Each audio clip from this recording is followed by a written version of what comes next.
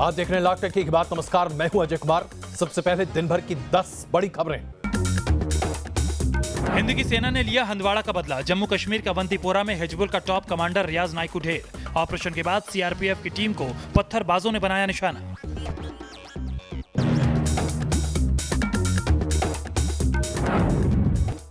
News nation की खबर का असर, मौलाना साद की जल्द हो सकती है गिरफ्तारी। साद के बेटे से पूछताछ के बाद मरकज के सभी अकाउंट सील।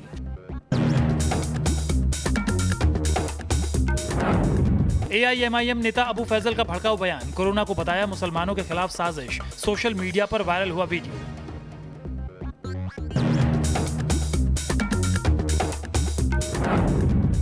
कोरोना फैलाने वाले मरकज के जमातियों पर केजरीवाल सरकार का बड़ा आदेश। दिल्ली पुलिस ने कहा, जिन पर है केस दर्ज उन पर हो कार्रवाई।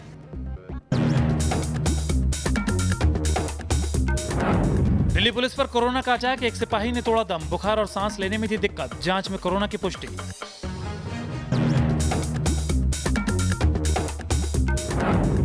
यूपी में भी पेट्रोल और डीजल के दाम बढ़े। पेट्रोल 2 रुपए, डीजल 1 रुपए प्रति लीटर महंगा। शराब की कीमतों में भी 500 रुपए तक इजाफा।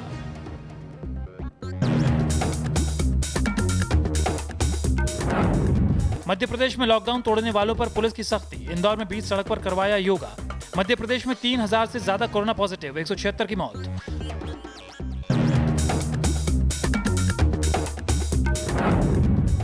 राजस्थान में बढ़ा कोरोना का खतरा। बीएसएफ के 31 जवान कोरोना पॉजिटिव। जोधपुर एम्स ने जारी की रिपोर्ट। राजस्थान में अब तक 89 लोगों की मौत।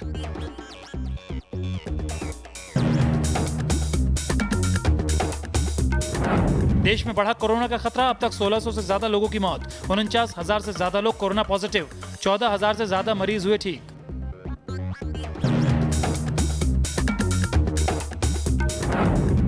कांग्रेस शासित राज्यों के मुख्यमंत्रियों के साथ सोनिया गांधी की बैठक। केंद्र सरकार से पूछा, लॉकडाउन का क्या है पैमाना, 17 मई के बाद क्या होगा।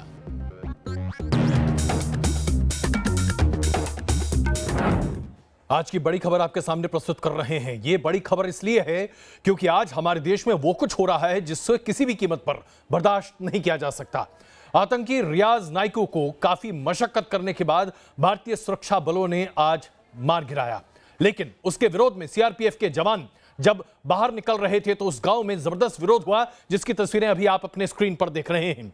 गाड़ी पर चढ़कर लोग विरोध कर रहे थे। पत्थरबाजों का यह गैंग था जो वहां पर लगातार मौजूद था और सीआरपीएफ की गाड़ी पर हमलावर होते ये लोग प्रदर्शित कर रहे हैं कि कैसे एक पूरी जमात है जम्मू कश्मीर में जो आतंकवाद का समर्थन करती है।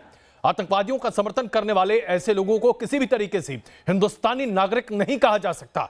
ये वो लोग हैं जो हिंदुस्तान की थाली में छेद कर रहे हैं। ये वो लोग हैं जो हिंदुस्तान के खिलाफ बगावत का झंडा बुलंद कर रहे हैं। ये तस्वीरें आप देख रहे हैं उन बगावतियों की। ये तस्वीरें उनकी हैं जो दरअसल आज भारतीय फौज के खिलाफ इस तरह की गतिविधि कर रहे हैं जो कि किसी भी तरीके से जायज नहीं ठहराया जा सकता। और इन तस्वीरों की निंदा हर हिंदुस्तानी को करनी चाहिए क्योंकि ऐसा कतई नहीं हो सकता। आतंकी रियाज नाइकू लगातार जम्मू कश्मीर में आतंकी खेप परोसे जा रहा था, एक के बाद एक। अगर आप बीते एक हफ्ते को देखें तो तकरीबन 6 आतंकी बड़े हमले हुए हैं जम्मू कश्मीर में। और उसके बाद क्या भारतीय फौज को, सुरक्षा बलों को कार्रवाई नहीं करनी चाहिए थी? जाहिर सी बात है, एक ठोस और निर्णायक कार्रवाई की गई जिसमें आतंकी रियाज नाइकू, जो कि प्रचारक भी था, जो कि लोगों के दिमाग पर पर्दा भी डालता था, जो कि आतंक को एक खेल की तरह खेलता था, उसे मौत के घाट सुरक्षा बलों ने उतारा है। सुरक्षा बलों की इसकी चाहे जितनी तारीफ की जाए कम है, लेकिन ये हिंदुस्तान का बदला है आतंकियों से।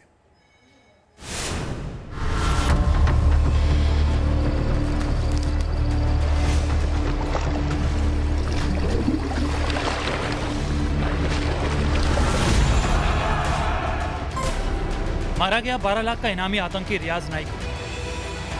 72 घंटे में सेना ने लिया जवानों की शहादत का बदला। घाटी में फिर टूटा आतंकियों की साजिश का नेटवर्क।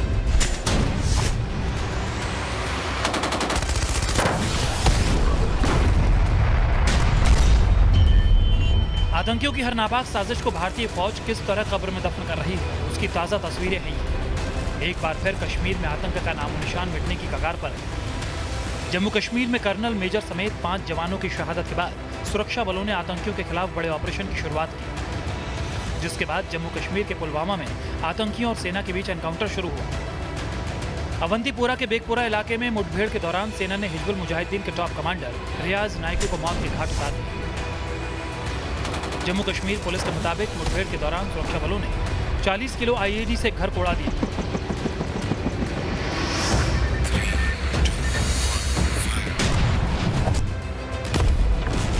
उसी घर में ही आतंकी रियाज नाइकू छिपा था। कश्मीर के हंदवाड़ा में शहीद हुए जवानों का बदला सुरक्षा बलों ने ले लिया है और कश्मीर के अवंतीपुरा में सुरक्षा बलों ने 5 आतंकवादियों को मार गिराया है, जिसमें से एक हिजबुल मुजाहिदीन का टॉप कमांडर है। इंफॉर्मेशन मिलने के बाद लगातार वहां पर सुरक्षा बलों ने कॉर्डन और सर्च ऑपरेशन चलाया, जिसके बाद वहां पर दोनों तरफ से फायरिंग जो है वो की गई और उसके बाद जो तीनों आतंकवादी थे, जिसमें हिजबुल मुजाहिदीन का टॉप कमांडर था, उसको वहां पर मार गिराया।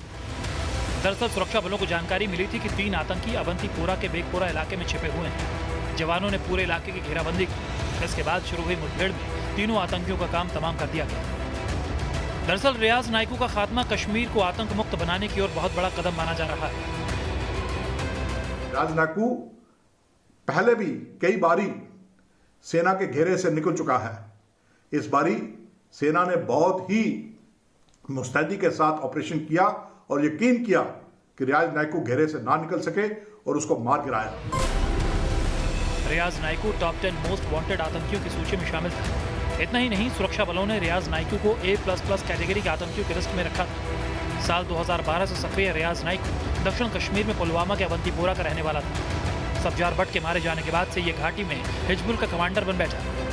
जम्मू कश्मीर में आतंक का सबसे बड़ा चेहरा बन चुका नाइकू हिंद के जवानों को चैलेंज करता था, बंदूकों की नुमाइश कर हिंदुस्तान को ललकारता था, कश्मीर के स्थानीय युवाओं को बरगलाता था। इसी रियाज नाइकू ने जनाजे में आतंकियों के जाने का ट्रेंड शुरू किया ताकि लोगों की सहानुभूति उठाई जा सके। लेकिन अब आतंक के इस पोस्टर बॉय का जनाजा उठाने वाला भी कोई नहीं होगा।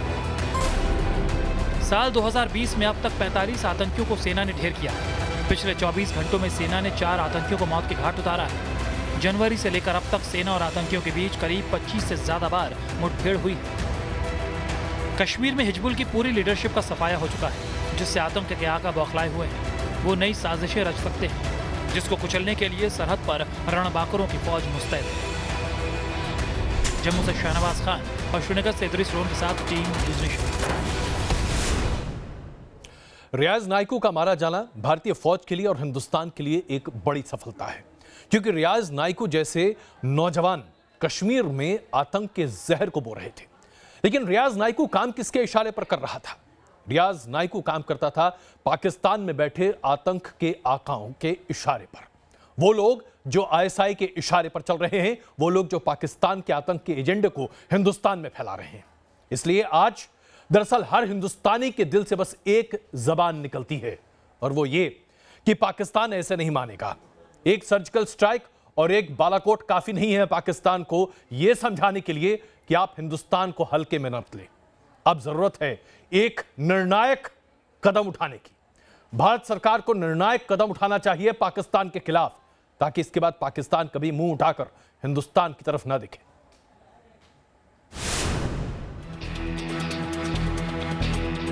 शब्दों की भाषा पाकिस्तान को समझ नहीं आती। दोस्ती और मोहब्बत का मतलब पाकिस्तान के हुक्मरानों को नहीं पता। शांति और सद्भाव के मायनों से अनजान है पाकिस्तान की फौज। कोरोना काल में आतंकिस्तान में खेला जा रहा है खतरनाक खेल। जम्मू कश्मीर में पाकिस्तान परस्त आतंकियों की हर साजिश और हर चाल को भारतीय फौज नाकाम कर रही है। लेकिन बस इतने भर से काम नहीं होगा।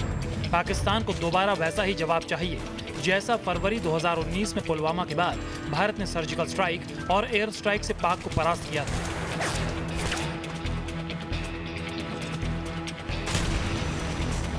पाकिस्तान के पाले आतंकियों को जहन्नुम का रास्ता दिखाया गया था।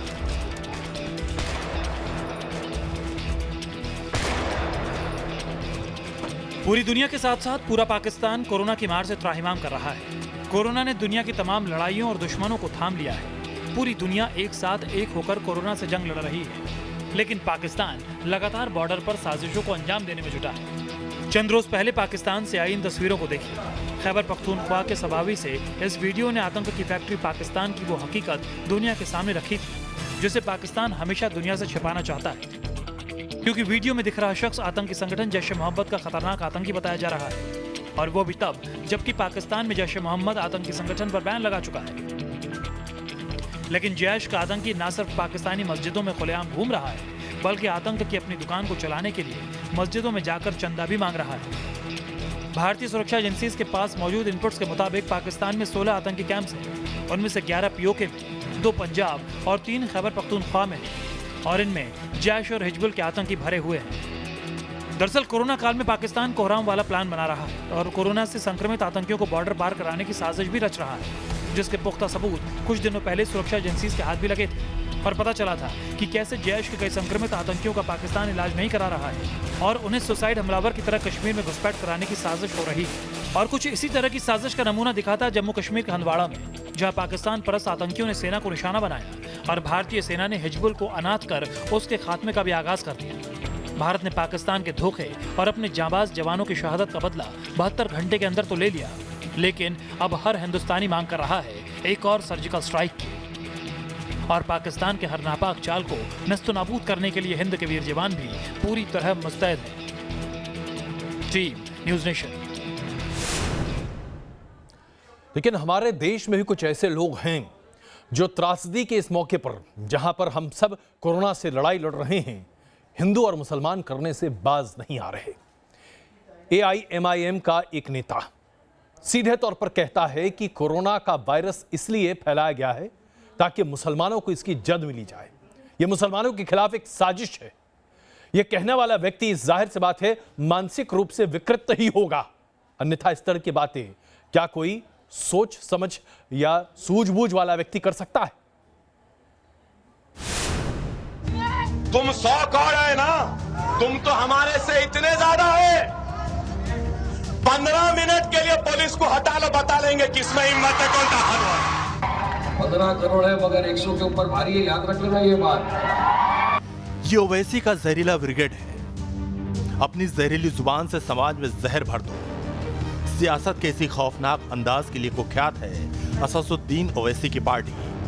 कभी ये 15 करोड़ को 100 करोड़ के सामने खड़ा करने की बात करते हैं, कभी 15 मिनट की मोहलत वाला भड़काऊ बयान देते हैं। सियासत के ये चेहरे समाज में आग लगाकर उस पर रोटियां सेकने की साजिशें रचते हैं। सीए के मुद्दे पर ओवैसी एंड कंपनी की करतूतों को देश देख चुका है और अब ये कोरोना के मुद्दे पर लोगों को भड़काने की कोशिशें कर रहे हैं। ये ओवैसी के नए भड़काऊ भाईजान हैं। नाम है अबू फैसल। ये कोरोना में हिंदू मुसलमान तलाश रहे हैं, कोरोना वॉरियर्स के खिलाफ लोगों को भड़का रहे हैं। आप किसी को इंजेक्शन देने मत दो, ना कोई इंजेक्शन देने के लिए कोई बोल रहा उसका हाथ मोड़ दो। वो इंजेक्शन पहले उसको लियो बोलो। कोई इंजेक्शन लेने के लिए आपको मजबूर करता तो आधा इंजेक्शन उसको लियो बोलो, बाद में आधा तुम लियो। इंसानियत के लिए खतरा बनकर उभरा है कोरोना वायरस। असदुद्दीन ओवैसी की पार्टी के नेताओं की सोच ऐसी है कि वो धर्म के चश्मे से इसे देख रहे हैं। कोरोना को धर्म विशेष के लिए साजिश बता रहे हैं। ये कोरोना शुरोना कुछ नहीं है, ये RSS वायरस चल रहा अपने पास। सारी मीडिया को एक ही काम पे लगा दिए, किसी तरह से मुसलमानों को टारगेट करते रहो, इस्लाम को टारगेट करते रहो, मुसलमानों को बदनाम करते रहो, ताकि देश का माहौल खराब होता रहे। पहली बार ओवैसी की पार्टी के नेताओं ने कोरोना के खिलाफ मुहिम में अड़ंगा लगाने की कोशिश नहीं की। लगातार AIMIM के नेता कोरोना से लड़ाई में विलेन की भूमिका निभा रहे हैं। कुछ दिनों पहले की तस्वीर है। पुलिस से बदसलूकी करने वाला ये शख्स AIMIM के पार्षद मुर्तजा अली हैं। पुलिस वाले लोगों को लॉकडाउन का पालन करने के लिए कह रहे हैं, लेकिन ओवैसी की पार्टी के नेता कोरोना वॉरियर पुलिस वाले को धमकी दे रहे हैं। ओवैसी की पार्टी और उनके नेताओं की ये फितरत रही है। दुनिया कोरोना से लड़ रही है और इन्हें सियासत सूझ रही है। Team news nation.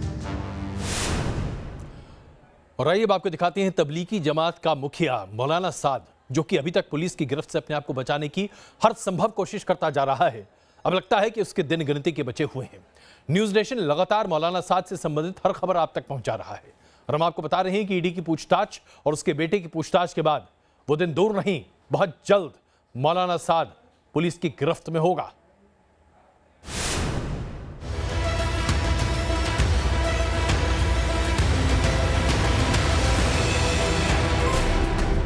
अब ज्यादा दिन बच नहीं पाएगा मौलाना साद।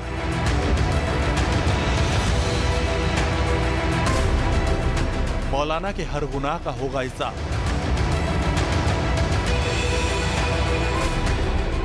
जमात के सभी अकाउंट सील। बेटे पर कसा शिकंजा और अब बाप की बारी। देश को कोरोना संकट में डालने वाले तबलीगी जमात के मुखिया मौलाना साद के दिन पूरे हो गए हैं। क्राइम ब्रांच ने उन पर शिकंजा कस दिया है। मौलाना साद की पूरी फैमिली क्राइम ब्रांच के रडार पर है।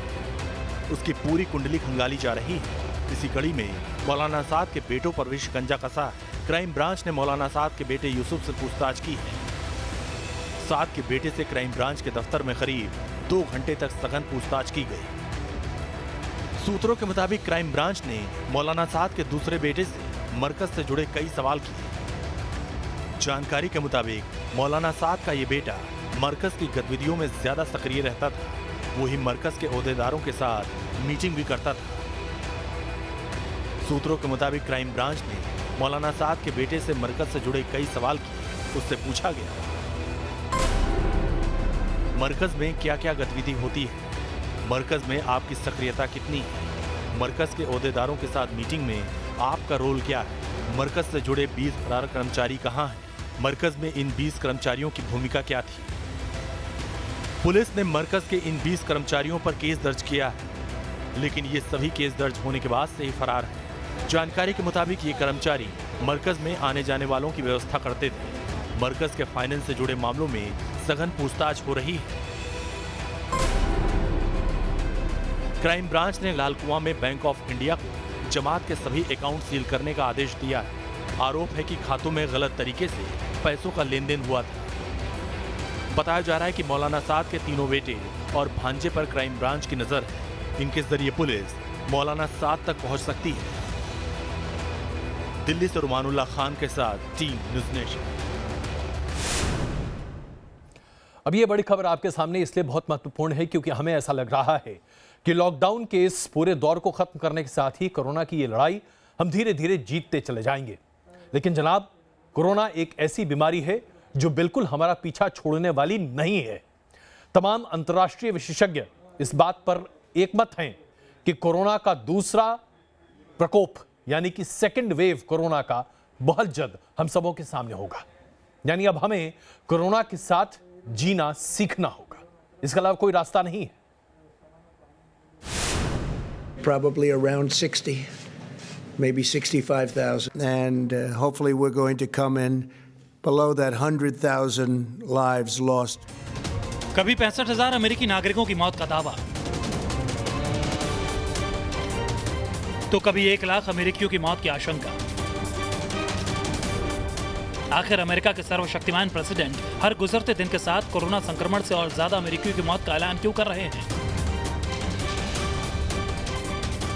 हजारों नागरिकों की मौत के बावजूद इटली और स्पेन ने लॉकडाउन में ढील देना क्यों शुरू कर दिया है? चीन से लेकर जर्मनी तक बाजार, दुकान और कारखाने क्यों खुल रहे हैं? क्योंकि दुनिया ने कोरोना के साथ जीना सीखना शुरू कर दिया है। कातिल वायरस के साथ जिंदगी बसर करने की कोशिश शुरू कर दी है। कोरोना दिसंबर 2019 से ही कहर ढा रहा है। पूरी दुनिया इस वायरस से परेशान है, हलकान है। लाखों लोगों की मौत हो चुकी है। कोरोना का कहर बढ़ने के साथ साथ इसके वैक्सीन बनाने की कोशिश जारी है। लेकिन गफलत में मत रहिए, क्योंकि कोरोना इतनी जल्दी इंसानों का पीछा नहीं छोड़ने वाला। दुनिया को कोरोना के साथ रहना और जूझना सीखना होगा। तो क्या कोरोना वायरस के खत्म होने के सारे दावे झूठे हैं? क्या कोरोना की वैक्सीन बन जाने की बात फरेब है? क्या कुछ देशों की तरफ से कोरोना पर काबू पाने का दावा सरासर गलत है? अमेरिका में कोरोना संक्रमित पहले मरीज का इलाज करने वाले डॉक्टर के दावे को सच माना जाए तो दुनिया को कोरोना के साथ जिंदगी गुजारने का तरीका सीखना होगा, क्योंकि कोरोना वायरस फेज में इंसानों पर हमले करता है। चीन से लेकर ईरान तक में कोरोना से ठीक हो चुके मरीजों में फिर संक्रमण दिखने लगे हैं, जिसे जानकार कोरोना की दूसरी सुनामी का आगाज बता रहे हैं। यह है अमेरिका में कोरोना संक्रमित पहले मरीज का इलाज कर उसे ठीक कर चुके डॉक्टर जॉर्ज डायस। इनका दावा है कि कोरोना वायरस के स्ट्रेन जल्दी खत्म होने वाले नहीं है। अगर इसके लिए कोई पुख्ता वैक्सीन इजाद नहीं की गई तो ये वायरस बार बार इंसानों पर अटैक करता रहेगा। हांगकांग यूनिवर्सिटी के महामारी विशेषज्ञ बिल काउलिंग के मुताबिक यूरोप में कोरोना का जो स्ट्रेन कहर ढा रहा है उससे संक्रमित मरीजों को ठीक होने के बाद 2 साल तक बाकी लोगों से अलग रहना पड़ेगा, तभी दूसरे लोग संक्रमण से बच सकेंगे। जानकारों के मुताबिक कोरोना के खिलाफ कमजोर इम्यून सिस्टम मुसीबत की वजह बन सकता है। इसके अलावा मौसम में बदलाव कोरोना की सुनामी को वापस ला सकती है और ये खतरा सिर्फ चीन ही नहीं, यूरोप, अमेरिका समेत भारत जैसे देशों के लिए भी है। भारत में जून जुलाई में आने वाला मानसून और फिर अक्टूबर नवंबर तक ठंड की दस्तक कोरोना के दूसरे फेज की गवाह बन सकती है। डॉक्टरों का कहना है कि कोरोना से पीड़ित लोग ठीक होने के बावजूद पूरी जिंदगी ब्रीदिंग प्रॉब्लम झेलते रहने को मजबूर होंगे। मतलब उनका इम्यून सिस्टम कमजोर हो जाता है। ऐसे में इनके दोबारा कोरोना से पीड़ित होने की आशंका बनी रहती है। जी न्यूज़ नेशन। रही बात करते हैं मुंबई की। मुंबई में स्थिति लगातार गंभीर बनती चली जा रही है। अस्पताल पूरी तरीके से मरीजों से भर गए हैं कोरोना के संक्रमण के। डॉक्टरों की बहुत जबरदस्त कमी है, नर्सिंग स्टाफ की भी कमी है। अब पूरे हिंदुस्तान को मुंबई की मदद के लिए सामने आना पड़ेगा, अन्यथा मुंबई में जो काल का महाकाल होगा वो किसी के लिए बर्दाश्त के बाहर होगा।